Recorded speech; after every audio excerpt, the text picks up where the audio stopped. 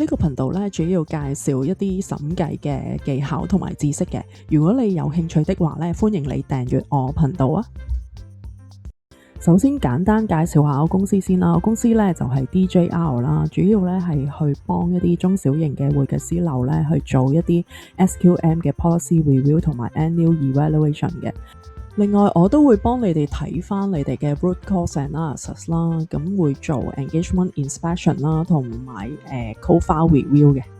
另外我都會做 EQR 啦，同埋幫大家睇翻你哋嘅 audit practice 啦，同埋 methodology 咧有咩 improvement 嘅空間啦。為咗加強翻你哋嘅 audit practice 咧，咁我都會做 efficient 嘅 audit technique 嘅 training 啦。另外都會睇翻你哋嘅 root cause 嘅問題咧，去做翻一啲針對性嘅 training 嘅。上一集咧就講咗 HKSQM1 啦，咁 recap 一次先。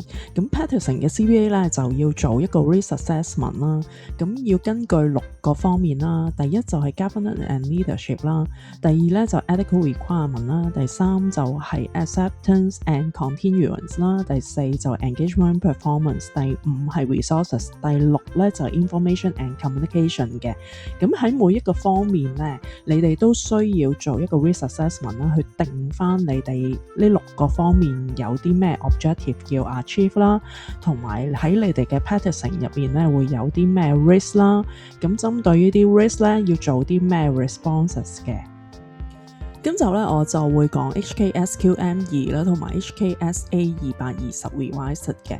咁呢兩個 standard 咧就主要係針對翻 engagement level 上面嘅執行啦。咁而 HKSQM1 咧就係對於公司整體嘅一啲執行嘅事項咯。HKSQM2 咧主要係需要 practicing 嘅 CPA 咧考慮翻一個 engagement quality review 嘅 policy 啦。Engagement quality review 嘅意思咧就係除咗 engagement partner 去睇隻 file 之外咧，就需要 appoint 一個 second 嘅 reviewer 去睇隻 file 咯。咁而 HKSQM2 咧主要交代翻咧呢個 second 嘅 reviewer 咧，佢應該要具備啲乜嘢嘅資格啦，同埋喺公司喺咩情況之下需要 appoint 一個 second reviewer 啦，時間上應該要點樣 appoint 啦，同埋個 documentation 嘅 requirement 嘅。咁我講一講咧，有咩情況下咧就需要 appoint 一個 second reviewer 一個 EQR 啦。咁首先就係好簡單，就係譬如你係 PIE 嘅，你就 LISCO 嘅，你嘅 LISCO audit 咧就需要 appoint 一個 EQR 啦。咁如果你係 SMP 啦，咁你就睇翻你哋自己嘅 job 入邊嘅 nature， 同埋做翻一個 risk assessment 嘅時候，會唔會有一啲 significant judgment 咧，好 material 咧，需要有一個獨立嘅意見咧，去睇俾翻一個 conclusion 咯。HKSQM2 咧都講到就係呢個 EQR 咧就要 objective 啦 independent 啦，佢唔可以係 engagement team 入面其中一個成員啦，佢要有 sufficient 嘅 experience 同 authority 啦去 evaluate 一啲 significant judgment 啦。咁另外都有講到就係個 timing 一定要係出 audit report 之前咧，你就個 EQR 咧就要去做啦，同埋 EQR 咧需要做 documentation 嘅，咁要寫翻低佢睇咗啲乜嘢啦，佢同engagement team 傾過啲乜嘢，同埋佢嘅 conclusion 係啲乜嘢咯。跟住咧我就想講 HKSA220 revised 嘅呢個 standard 咧就主要交代咧喺 engagement level 上面咧 engagement partner 咧佢點樣去 manage 個 audit quality 嘅喎。咁究竟喺 engagement level 咧 engagement partner 有啲咩 responsibility 咧？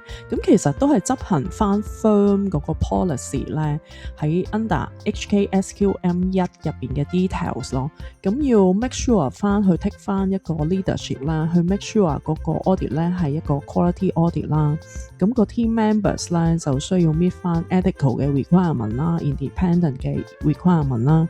咁喺 acceptance 同埋 continuance 嘅 level 咧，個 partner 咧需要去 evaluate 翻個 engagement 咧有冇 comply with 翻 firm 嘅 policy 啦。另外 engagement partner 咧要 make sure 自己有 sufficient 同埋 appropriate 嘅 resources 去做嗰隻 job 啦，有冇足夠嘅人手啊，需唔需要有一啲特別嘅 technique 去做啦。咁另外咧 partner 都需要去決定幾時去俾 direction 啦，同埋幾時去 review 啦，同埋 job 入邊一啲 significant judgment 咧佢都需要去 involve 啦。佢要 mon 住嗰個 job 嘅 process 啦，同埋佢要 make sure 咧係跟翻 firm 入邊嘅 SQM 嘅 policy 去做啦。另外咧 HKSA 220 Revised 咧就包咗一個 standback requirement 嘅喎，咁 partner 咧就需要喺 side report 之前咧就要 make sure 佢哋有一個 sufficient 嘅 involvement 啦，同埋去 take 咗一個 overall 嘅 responsibility 咧去 manage 隻 job 嘅 quality 咯。最後咧，我就想交代，其實係 HKSQM 1入邊咧有一個好重要嘅 function 咧，就係 monitoring and remediation 嘅。咁公司咧就需要 appoint 翻一個 ultimate 嘅 responsible officer 啦，同埋一個 operational responsible officer 嘅。咁佢主要去執行同埋 monitor 翻成個 SQM 嘅 policy 咯。呢個 monitoring 咧就可以係 firm 自己 internal 做啦，或者係揾一啲 external party 幫你去做啦。咁呢個 process 咧每年至少要做一次嘅。咁要做 documentation 啦，你要 assess 翻你 identify 到一啲咩問題啦，你做翻一個 root cause 嘅 evaluation 啦。跟住咧就要去揾翻啲解決嘅方法啦，跟住 update 翻喺你哋自己嘅 SQM policy 入邊去執行翻啦。